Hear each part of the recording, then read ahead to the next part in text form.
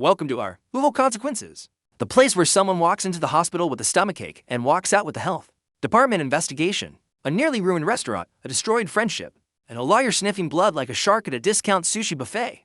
Our next post is from someone who learned, in a very educational way, that lying to a doctor is not avoiding awkwardness, it is grabbing a match, tossing it into a gasoline factory, and then asking why everyone is screaming. And before the story starts rolling downhill with no brakes, leave a comment. If you were in OP's place, would you confess immediately, or try to pretend the lie was an orphan with no father, no mother, and no forwarding address? Our next Reddit post is from Hospital Regret. Title: I think I got myself into trouble for lying at the hospital. I'm a 27-year-old woman, and I think I committed one of the biggest stupid mistakes of my life. It wasn't the funny kind of stupid, like texting your boss thinking it was your friend. It was the kind of stupid involving medical records, the health department, threats of lawsuits, and an entire family looking at me like I had personally invented the bubonic plague.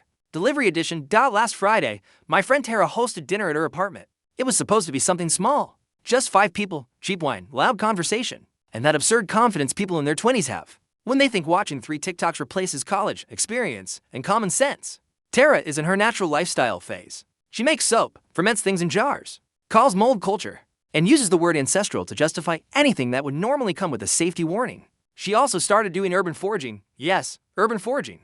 Because apparently buying mushrooms at the grocery store is for weak people trapped inside the system, while ripping things out of the ground in a municipal park is gastronomy with legal risk. When we arrived, she was extremely proud, making creamy pasta with mushrooms she had identified herself. She said that with the same smile as someone announcing they had just disarmed a bomb. Using a 40-second tutorial, her friend Paige asked if she was sure. Tara laughed and said yes, that they were super common, that she had used an app to forums. And her intuition, the preferred medical tool of people who end the night asking for fluids, I should have refused. I know, I can hear you typing. I should have looked at that pot, looked at Tara, looked at my life, and chosen survival. But everyone ate it. And, to be fair, it tasted good. That's the problem with certain bad decisions. Sometimes they come with Parmesan on top. About 3 hours later, Naomi started feeling sick. Then Paige, then me. Then Tara's boyfriend, Evan. Tara tried to pretend she was fine for about 10 minutes, probably to preserve her reputation as the forest chef. But then she went pale in a way that wasn't minimalist. It was medical. Things got ugly very fast. I won't get into disgusting details, but let's just say the bathroom in that apartment became a war zone with tiles. Evan was shaking. Naomi could barely stand. Paige called emergency services. Tara started crying, saying this would destroy her life because she works at a child care center and had already received a warning for bringing homemade jam to a staff party without listing the ingredients. Seriously, this woman collects red flags like trading cards. When the paramedics arrived, they asked what we had eaten. Tara looked at me with such a desperate face that for 1 second I thought she was about to confess to murder. She said, "We ordered food from Bella Luna." Bella Luna is a small Italian restaurant near her apartment. We had bought garlic bread from there the day before, and there was still packaging in the kitchen. But the pasta, the cursed pasta, the Friday night assassination pasta, had been made by Tara with mushrooms she picked from God knows where. I should have corrected her right then. I didn't, because I am an idiot. At the hospital, they asked again, and there came the moment where I could have saved everyone from a hurricane. The doctor asked directly, "Did you eat anything homemade? Any ingredient that was foraged, bought at a market, anything unusual?" And I, with the brilliance of a wet toaster, said, "No, it was food from Bella Luna." In my head, I was protecting Tara. In reality, I was taking a lie, putting a lab coat on it, and letting it walk through the hospital halls greeting professionals. The doctor wrote it down. Another nurse asked. I repeated it. Paige, who was beside me, looked at me weirdly, but confirmed it too, because Tara had already sent a message in the group chat saying, "Please say it was the restaurant. I'm begging you. I could lose my job." And yes, reading that now, I realized that when someone has to send "please lie" to the hospital, maybe the friendship has already left the field of loyalty and entered the amusement park of insanity. Naomi was worse than everyone. She had eaten the plates, because of course she had. There is always someone who looks at the food that is about to destroy the night and says, "Wow, give me seconds." She had to stay under observation. The doctors kept asking about ingredients, and we kept doing cosplay as restaurant victims. And this is where the lie puts on tap shoes and starts dancing on the table. The next day, I received a call from the county health department. They were investigating a possible food poisoning outbreak linked to Bella Luna. They asked what exactly we ordered, the time, how many people ate, whether we had a receipt, whether the food tasted strange. I panicked and said Tara had placed the order. Tara later told me she said the same thing, but blamed me. Paige said she didn't remember. Evan said he was asleep. Adults, all of us, supposedly. The restaurant was visited by inspectors that same day. The kitchen was inspected. They had to throw away ingredients. They canceled reservations. News started spreading in the neighborhood group because someone, and I would bet my left kidney it was Paige, posted, "Be careful with Bella Luna." 5 people ended up in the hospital after eating there. She did not mention supposedly. She Did not mention maybe. She did not mention our friend thought she was the Pocahontas of fungus. She just threw the restaurant's name into the street and let the cars run over it. The owner of Bella Luna, Mr. Ricci, posted that they were cooperating, that they had never had this kind of problem before, and that they were devastated. His daughter commented that her mother cried because they lost a large birthday reservation on Sunday. And I read that on the couch, still nauseous, holding my phone like it was a piece of evidence. And still, I said nothing because apparently the first hole wasn't deep enough, and I decided to bring a shovel. On Monday, Naomi was still sick. Her mother, Linda, a woman with the energy of someone who can make a bank manager sweat, started asking questions. She asked Tara what dish from the restaurant it was. Tara said mushroom fettuccine. The problem? Bella Luna does not sell mushroom fettuccine. They sell pen al funghi only on Saturdays. And on Friday, they did not even have mushrooms as a special. Yes, the lie died on the menu. A humiliating end, but well-deserved. Tara then said maybe it was house pasta. Linda called the restaurant. The restaurant said there was no order under Tara's name, or mine, or Paige's, or Evan's, and no delivery to that address that night. Tara replied that she paid cash. The restaurant said they had no cash pickup for that amount. Tara said maybe it was another restaurant. Linda said, then why does my daughter have a hospital report saying Bella Luna? That was the moment I realized the lie was no longer just something between friends. It had an address, a phone number, victims, and letterhead. On Tuesday, I received a message from Mr. Ricci. I don't know how he got my number. Maybe through the investigation. Maybe through a mutual contact. Maybe because the universe decided I deserved a personalized jump scare. He wrote in a way that was too polite, which made it worse. Truly furious people don't always curse. Sometimes they use punctuation. He said, hello. I was informed that you were one of the people who stayed at the hospital, that you ate at my restaurant. I would like to understand exactly what happened, because we have no record of a sale to your group on that date. My family is suffering financial damage and reputational harm. I read it and wanted to throw my phone into the ocean, but I live far from the ocean, so I just stared at the screen. Because even my dramatic options were limited, I showed Tara. She freaked out and told me not to answer. She said that if we admitted it, she could be reported for negligence, lose her job, maybe get sued. I said the restaurant was already being harmed. She said, but they have insurance. They have insurance. That was the moment when a part of my brain, which had been sleeping in the fetal position since Friday, finally got up and said, girl, you're defending the wrong person. But then came the hook. Because of course hell does not send all the bills in the same envelope. On Wednesday, Naomi got worse again and went back to the hospital. Her mother told the doctors she suspected foraged mushrooms because she found one of Tara's Instagram stories from Friday afternoon with the caption, wild dinner tonight. If I die organic. Yes, Tara posted evidence. Because a dumb criminal is a cliche, but a criminal with a caption is a work of art.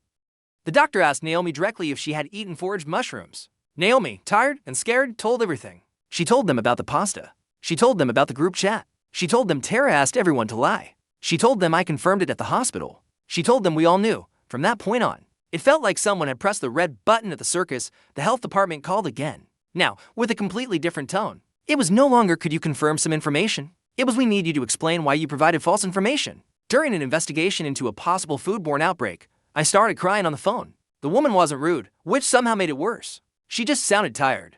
Tired of adults turning a simple question into a legal soap opera. I confessed. I told her the food was homemade. I told her Tara used mushrooms she picked. I told her I lied because I panicked and wanted to protect my friend. The woman stayed silent for a few seconds and said, I understand that you were scared. But false information in a medical and public health context can delay the correct response, as well as harm third parties. Polite translation, congratulations. You made a stupid mistake wearing an official badge. After that, I told Mr. Ricci, I wrote a huge message apologizing. I said I never meant to harm the restaurant, that I was ashamed, that Tara asked us to lie, and that I accepted my part in it. He replied 2 hours later, you may not have meant to, but you did, and honestly, he was right. In the friend group, everything exploded. Paige said I was throwing Tara under the bus. Evan said Tara had put all of us on the bus, started the engine, and pointed it toward a cliff. Naomi left the group. Her mother sent a separate message saying that because of the lie, the medical team took longer to seriously consider mushroom poisoning, and that she was speaking with a lawyer. I don't know if that means a lawsuit. I don't know if she can sue me. I don't know anything except that I'm scared. Tara was called in at work. I don't know exactly what happened, but she sent me a message saying, thanks for ruining my life, and I almost laughed, not because it was funny, but because my brain had already given up processing irony. She picked random mushrooms, served them to 5 people, asked everyone to lie to doctors, let a restaurant be investigated, and I ruined her life because I stopped participating in the festival. The rotten cherry on top came yesterday. Mr. Ricci posted a statement saying the restaurant had been cleared, that the accusations were false, and that legal action was being considered against the people responsible for the damage to the establishment's reputation. He did not name anyone, but everyone in the neighborhood knows. The comments are full of people apologizing, others saying they will never trust online accusations again, and some asking who the idiots were who blamed the restaurant. I am one of the idiots. And there's more. Paige deleted her post, but someone had already taken screenshots. She now says she only posted it because everyone confirmed it. Tara says it is my fault because I was the first to say Bella Luna at the hospital, even though she had said it before to the paramedics and sent it in the group chat. Evan says he will cooperate with any investigation and wants distance from all of us. Naomi won't speak to me. My parents found out because Naomi's mother knows my aunt. My mom called me and said, I raised you to fear God, not to frame an Italian restaurant. My dad only asked, mushrooms from the ground. You have a degree, right? It was a short call, but spiritually devastating. I know I was wrong. I know I deserve consequences. But I am terrified. I have an appointment with a lawyer tomorrow because I don't know if I can be fined, sued, or called to give a statement. I also don't know if I should make a public retraction, or if that would only make things worse legally. I'm not asking anyone to tell me I'm innocent. I'm not. I'm just trying to understand the size of the disaster. So, yes, I think I got myself into trouble for lying at the hospital, and here is my advice. Coming from someone who apparently needed to turn creamy pasta into a municipal incident. In order to learn, if a doctor asks what you ate, tell the truth. Even if it's embarrassing. Even if it involves your apartment hippie friend and park mushrooms. Even if you look like an idiot. Because the truth at the hospital may be humiliating. But the lie walks out wearing iron shoes and stepping on everybody. Down in the comments. We have this reply from AITA Goblin. Up. You did not get yourself into trouble. You opened a franchise of trouble. There is a difference between I panicked and I participated in a false accusation that caused real financial harm to a family business. The doctor was not asking for the menu to evaluate your culinary sophistication. She was trying to figure out if you ate poison. The hospital is not a confessional with reclining chairs. It is a place where wrong information can change serious decisions. Tara is clearly the main villain here, but you were speaking extra. And unfortunately, your line made it into the report. Under that, Salty Nurse replied, I work in a hospital. The amount of people who lie out of embarrassment is absurd. I've seen people deny alcohol while smelling like a wine cellar. Deny medication with the package in their bag. Deny allergies because they didn't want to bother anyone. People, we don't ask to judge. We ask because the human body does not work on gossip. It works on cause and effect. If you ate a suspicious mushroom, say it. If you took a weird supplement, say it. If you fell trying to climb into a dumpster to impress someone, say it. Will the staff probably laugh later? Maybe. But you'll be alive and no innocent person will be accused. Then a comment from Pasta Defender appeared. I live near Bella Luna. They were closed for 2 days and lost a big event. The owner's daughter posted crying. If this story is real, I hope you all pay every cent. A small restaurant is not a giant corporation. 2 days closed can mean late rent, employees losing shifts, and suppliers not getting paid. They have insurance as the favorite sentence of people who have never run so much as a lemonade stand. Up replied, I know. I sent a message offering to pay part of the losses even if I can't pay all of it. Mr. Ricci hasn't responded yet. My lawyer told me not to post a retraction without guidance.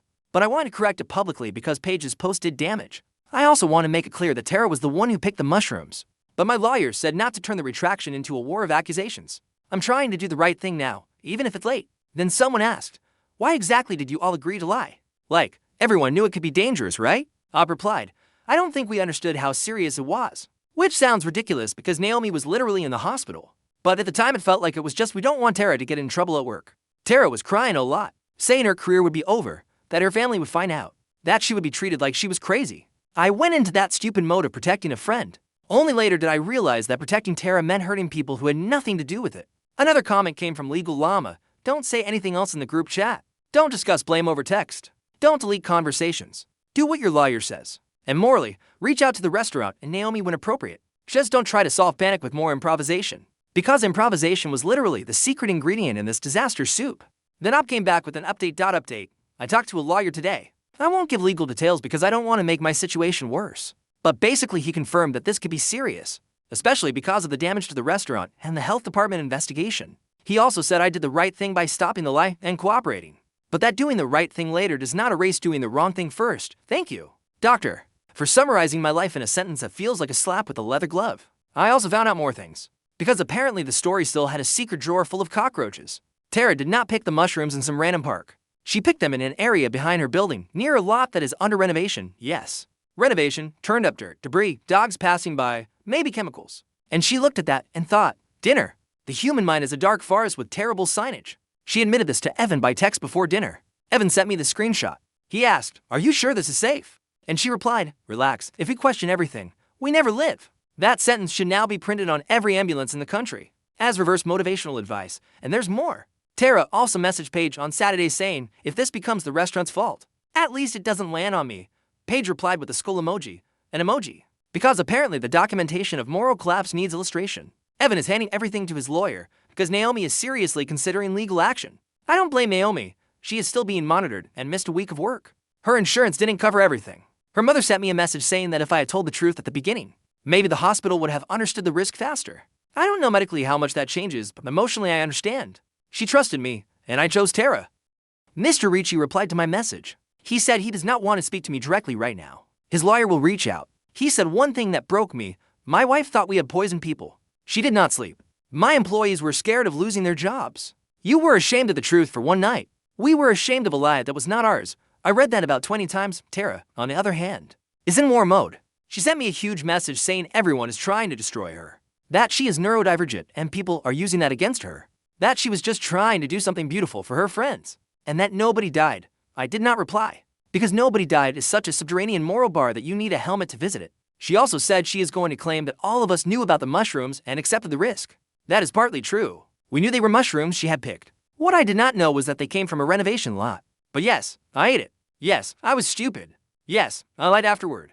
I'm not trying to come out clean. I'm trying to come out honest, since clean is no longer on the menu. Paige messaged me asking if we could agree on a less incriminating version. I did not reply. I took a screenshot and sent it to my lawyer. That was probably the first adult decision I made in this entire story. It only took a near tragedy, a harmed restaurant, and 3 friendships turning to ash. But look at that. Personal growth with the smell of a lawsuit. Naomi's mother asked me to write a statement explaining what happened with dates and messages. My lawyer will review it first. I want to do it. Not to look good because I don't. To stop making Naomi carry the weight of our lie. My parents are disappointed, but they are helping me.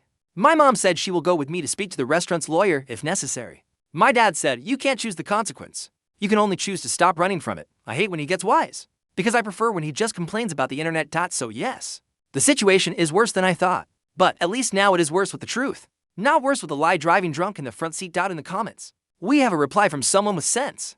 The scariest part here is how everyone treated protecting Tara as a higher priority than protecting Naomi. Protecting the restaurant and helping the doctors. That is what toxic loyalty does. It takes the word friendship, puts a pretty wig on it, and uses it to justify cowardice. Another comment from Bitter Biscuit says, Tara saying nobody died after sending people to the hospital has the exact energy of someone hitting a parked car and saying, but the building is still standing. Technically true. Morally useless. And I replied, I agree.